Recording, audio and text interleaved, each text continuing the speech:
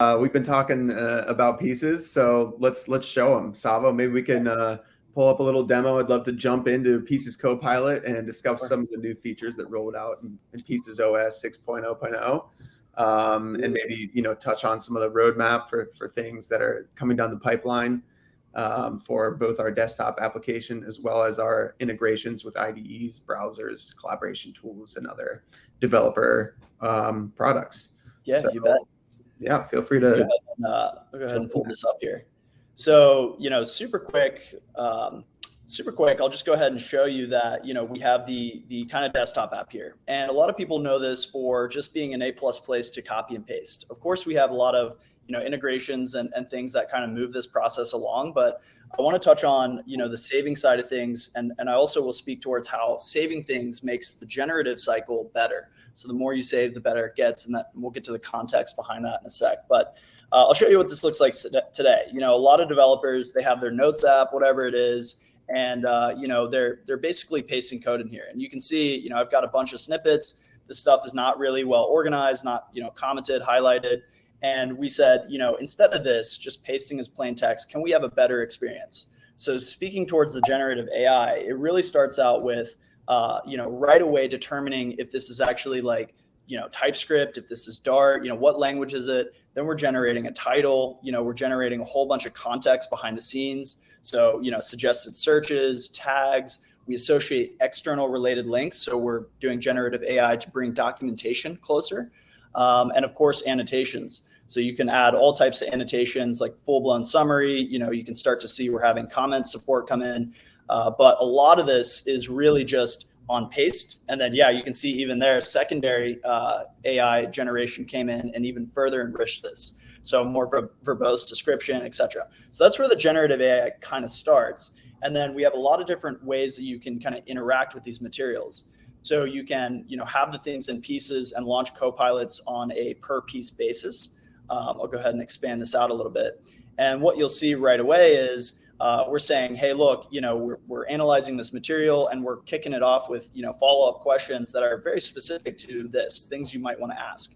And every time you go ahead and you ask one of those questions, we're actually going to determine what are good secondary follow-up questions that you have. So obviously you can type your questions out, but you can also just click because these are actually pretty on point. But you have basically copilots on everything that you have saved. But the big one for us is really the global copilot that is understanding, like everything across your whole workflow. So this is the copilot and global search view. I'll touch on global search real quick and then we'll get into the fun part. But global search is effectively an offline Google for all the things you have saved. So I can say, I want to find a background image, with a linear gradient. I can look at this code right here. Looks like we've got a linear gradient right there. And then I can obviously go to the source for that, wherever that might have come from.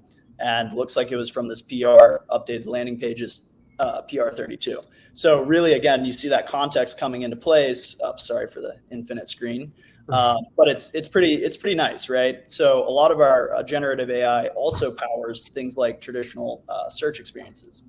But, we'll get to the good stuff here, which is this little input box. It seems not too intimidating, but let me tell you, there's a lot packed into this input box. So first and foremost, as Brian mentioned, it's all about context. And we want you to be able to set multiple types of contexts that are going to help you generate and kind of ground the model to generate the most accurate results. So starting out, I think my favorite new feature is websites. I pulled up a couple real quick to show you what this looks like. So basically, I'm going to be doing some Flutter stuff later, and I'm trying to explore this image picker. So I'm just going to grab this URL here. I'm going to go to Pieces, and I'm going to go ahead and paste that in. And I'll save that. And right away, it's going to go ahead and scrape that website. It's going to understand the topics, the code snippets. You can see we've already found a code snippet in there, which is nice. I'll go ahead and maybe add a blog, which is also about these Flutter widgets. That could be some good, helpful background reading. And what we're doing here is we're kind of pre-prepping the Copilot to really understand what you're currently doing in your workflow and the things you're reading online. So the last one is another kind of open source package, image picker and image picker widget. I'll add that.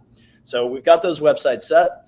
And then the other thing is snippets that I have saved. So what you'll see is I can go in and I can say, hey, also as context, take a look at the things that I've already saved. So I selected a Flutter image example here from a couple days ago, and maybe one more. It's probably the same one.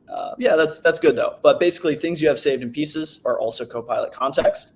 And then the last one is setting like an entire directory or an entire file of source code. So I'm going to go ahead and do a directory here, and give me a sec because I'll have to find this real quick. But I'll go to development, and I will go to Pieces, and we will go for sure, we'll do this one, and we'll do. What do we got here? Examples. Let's probably choose.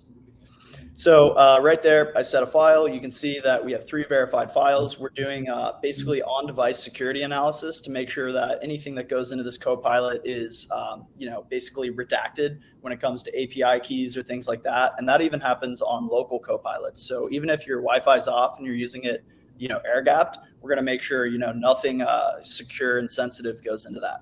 So now I have all 3 of those contexts set, and I'll kick it off with something that's multimodal to kind of show some of this stuff. But the last important kind of flex here is, imagine I'm doing pair programming or watching a YouTube video.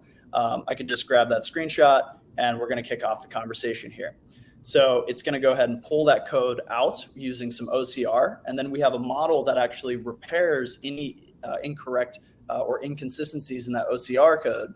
And right there it is. So, obviously I have that. I can save that to Pieces. And then I'll just say, I need a Flutter, or let's do, how can I set up a Flutter image picker unit test?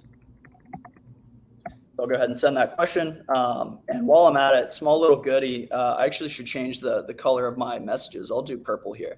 That's a fun little thing. You'd be surprised. A lot of people absolutely love the fact that you can set your color.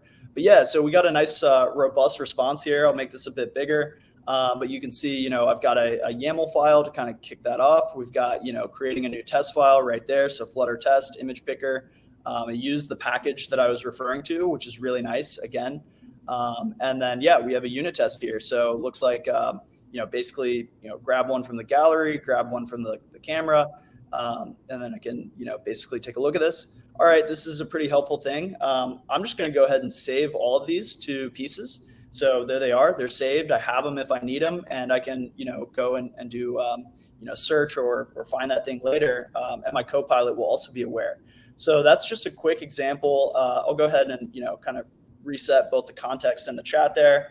And I will say as well, the one thing that's coming soon, very soon in early September, is you can put in a video.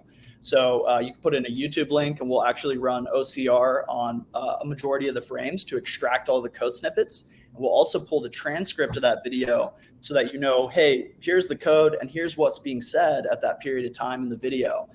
So it's really, really great if you're doing, tutorials or live streams or things like that. But yeah, now I'll go to a global search here, and, I can search with snippet or NCS, and I'll just search for image. Oh, oops, my bad. Here we go. Image picker unit test. And I saved all those things to Pieces from my Copilot chat. And you can see right here is that save thing, code snippet test functionality. I've got 2 productivity points for it so far. So it's not super reused, but over time, it'll kind of determine how many times you copy it, view it. I can look at activity for things, etc. So really nice experience. Save, search, reference, reuse, share, and you can set all the Copilot contexts you like. It's really nice. Cool.